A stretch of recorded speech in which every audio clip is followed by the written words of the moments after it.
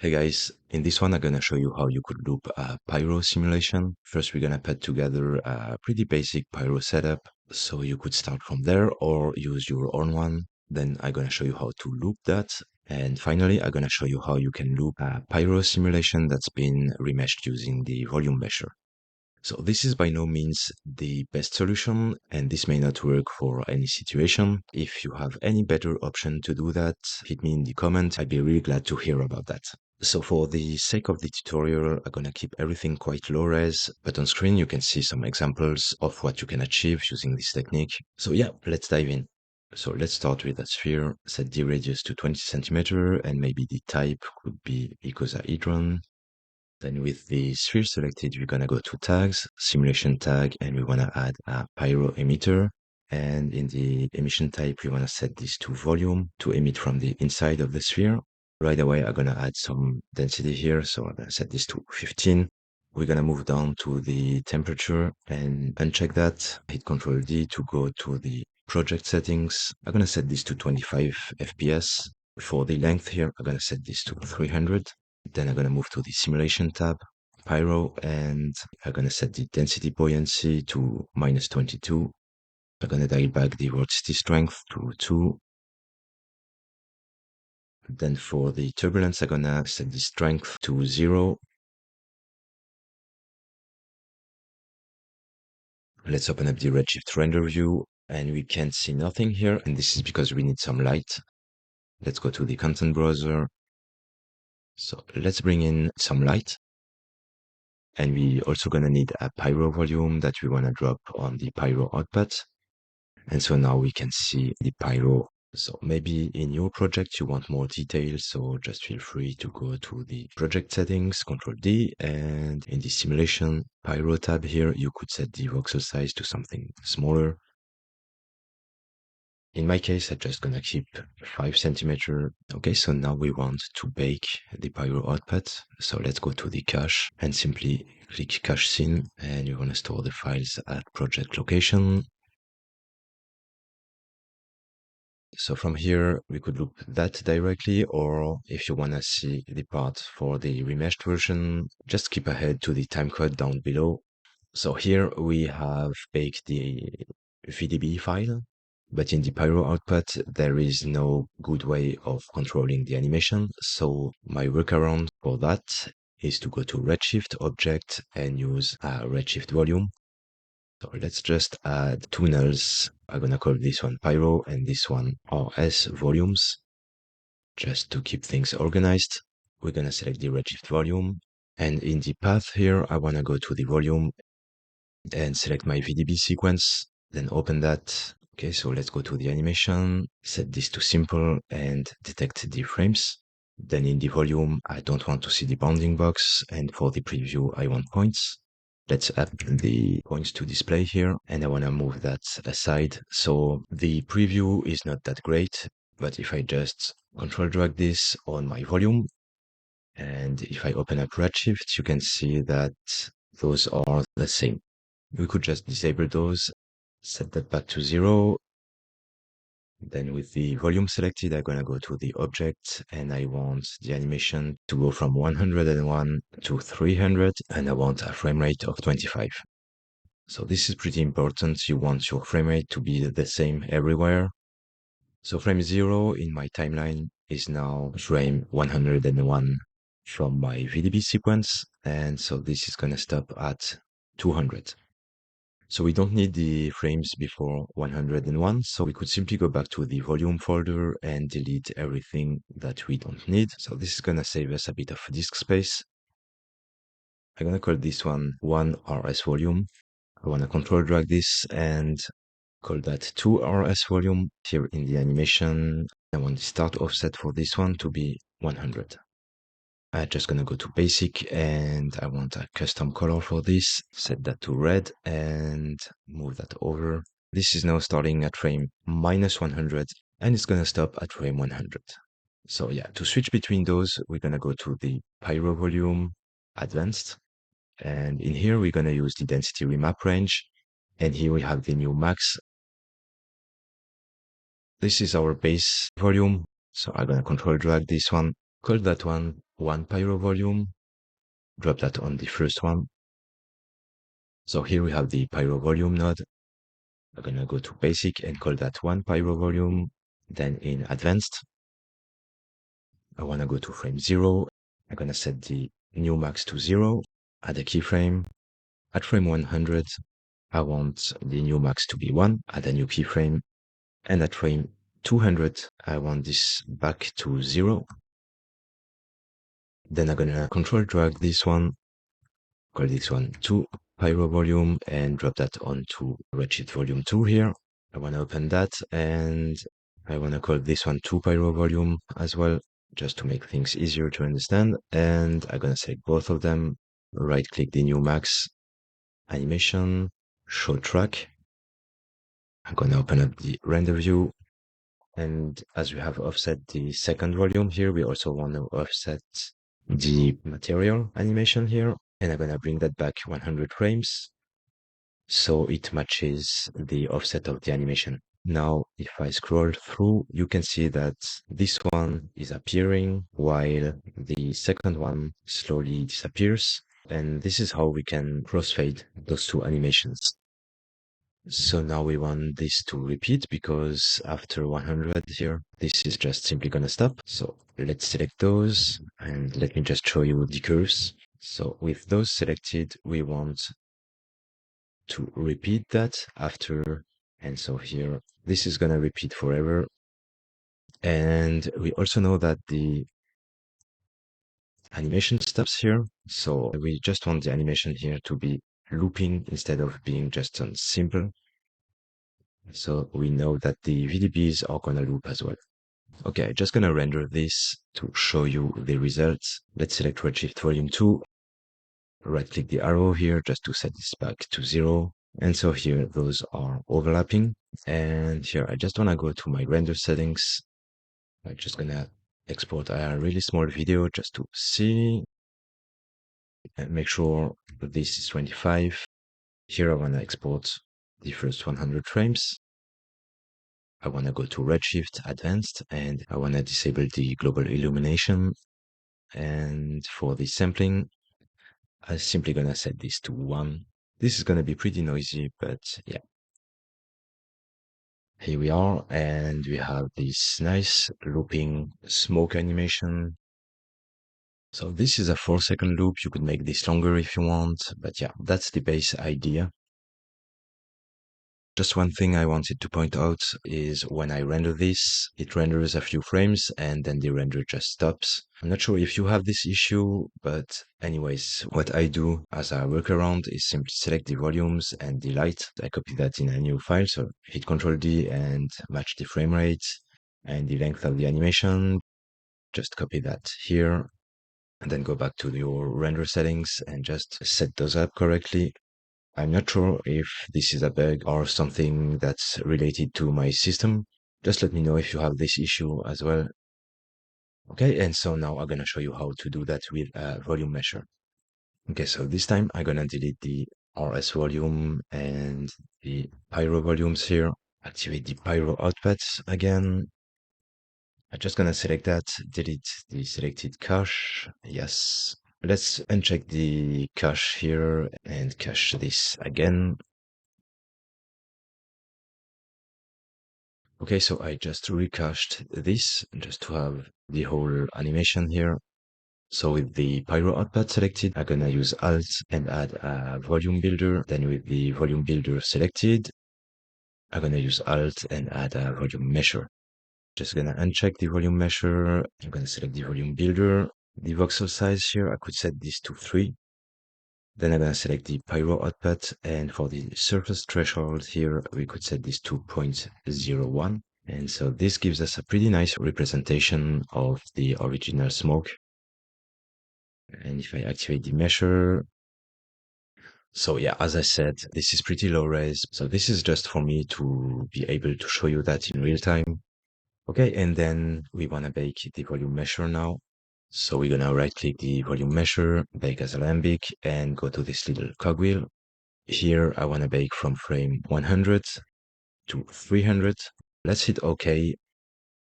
So here we have the Alembic file. So let's deactivate the volume measure, close the pyro. So this is our baked volume measure now, and as you can see, it only starts from frame 100. So we want to select the measure, and here in the offset, we want to set it to 0. So now it plays from 0 to 200. I want to copy that, and the first one, I'm going to call that volume measure 1, and this one is going to be volume measure 2. I'm going to move that aside here. And for the offset on the second one, I want to set this to -100. Using the redshift volume, we had to move that plus 100 frames. It's working a bit differently, but in fact, we are doing the same. So if I scroll through, you can see that the second one stops at 100 frame. It looks like this. And the first one here stops at frame 200 at this same frame. Now that we have that, we want to add a new volume builder. Using Alt, we're going to add a new volume measure. And we want to drop those inside the volume builder. Select the volume builder and set the voxel size to 3 this time. So we are pretty close to the original density here. So we could set that to a lower number if we want more detail, but yeah, so 3 is more than enough to show you what I want to do. Let's keep that simple. Here we're gonna need 2 folders. So let's rename those. Let's drop that in the first folder and this one in the second one. To blend between those, we don't have no density values as before, but here we want to use a dilate and erode. We want 2 of them. So the first one goes in the first folder.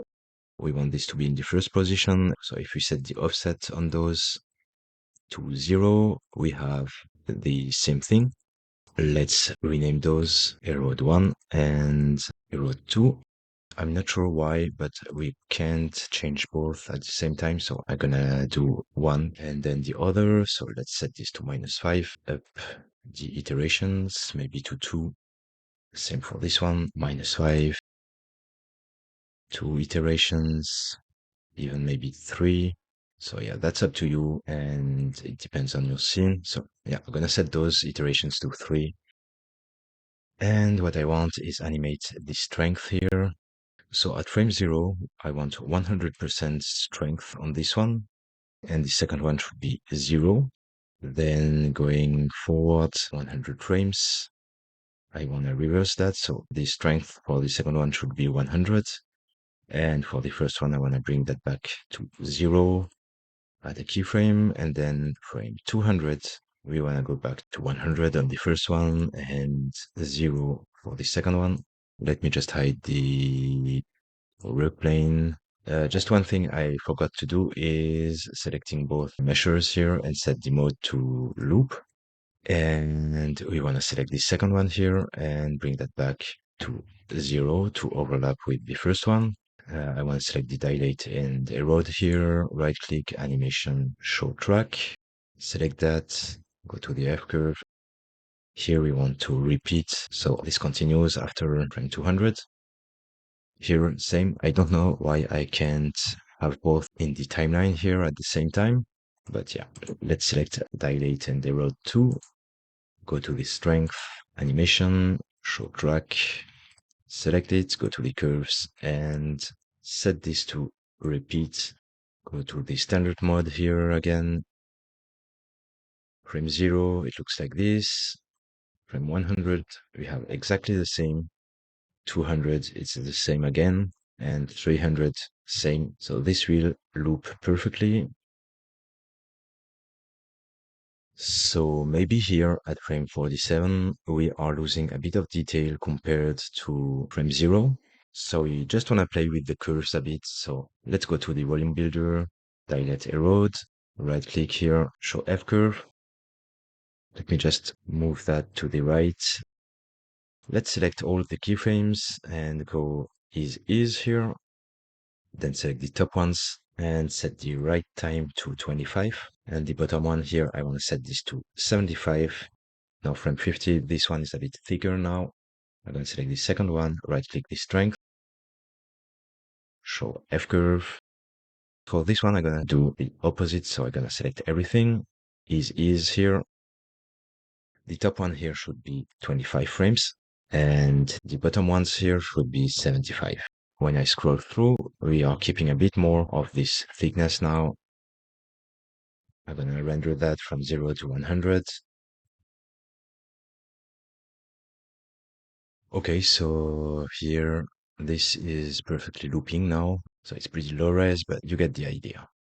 Okay, so that's one way of doing this, but I'm gonna show you a slightly different method, which can be better depending on your simulation. So let's go back to the volume builder, and I'm gonna delete the animation here, set this back to 100%, and do the same for the first one, delete truck, and 100%. So let me move the second Alembic file here, just so I can show you what I'm trying to do. I'm gonna select the dilate and erode one here, and I wanna go to the fields. I'm gonna add a linear field, call that linear field 1, then go to dilate and erode 2, and add a linear field here, and this is gonna be linear field 2. I'm gonna select both and hit Alt G to make a group, and call that fields. So let's go to the right view here. I'm gonna select linear field 1, go to the field tab and set this to +y, and then the linear field 2 here, I want to set this to -y. And now when I select the null, I can move that up. And so we are expanding the first one and the second one melts away. So we're gonna animate the field here. Okay, so frame 0, we want this to be over here at the keyframe. Then we're gonna go frame 99 and move that up like this, add another keyframe. Then using G, I'm just gonna go forward one frame to frame 100. And here I'm gonna select the first keyframe, control drag it until frame 100. Let's right click here, animation, show track. So frame 0, I wanna add a keyframe on the P rotation as well. Frame 99, I want this to be 0. On frame 100, I want this to be 180, and add a new keyframe. Then I want to go to frame 199, and I want to select those position keyframes and control drag them over here. So 199, we want this to be up here, and then 200, it's gonna go back down here.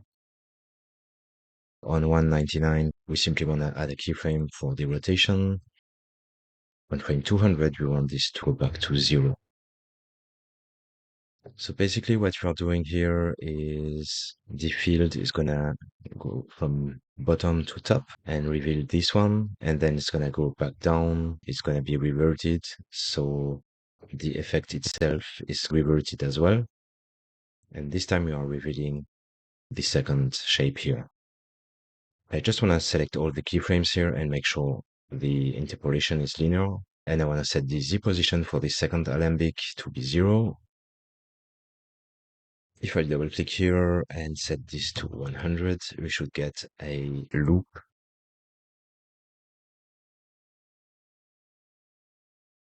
Okay, so this is looping again. So here we are losing a bit of volume and we see that pulsing. Let's select the measure, move that over here. Okay, and here, maybe we want those to overlap a bit more. So we could go to the fields here and set this to curve. We could play with the curves. And also in the volume builder, we could select the erode filter, and maybe up the iterations. Same for this one. Okay, maybe go even higher if we want this to disappear totally. Let's set this one to 5 as well. And then in the linear field here, we could play with the curves just to have a better transition. Here we have a bit of overlap, and this is gonna be much better. Okay, and if you wanna loop that in the viewport, you wanna make sure the Alembic files here are set to loop, and you wanna select the field, show track, and here you wanna select those and make sure that after this is repeating, and you should be good to go, just hit render. Okay, so this is a bit more consistent now. I really hope this is going to be useful to someone. So yeah, thanks for watching and see you in the next one. Bye.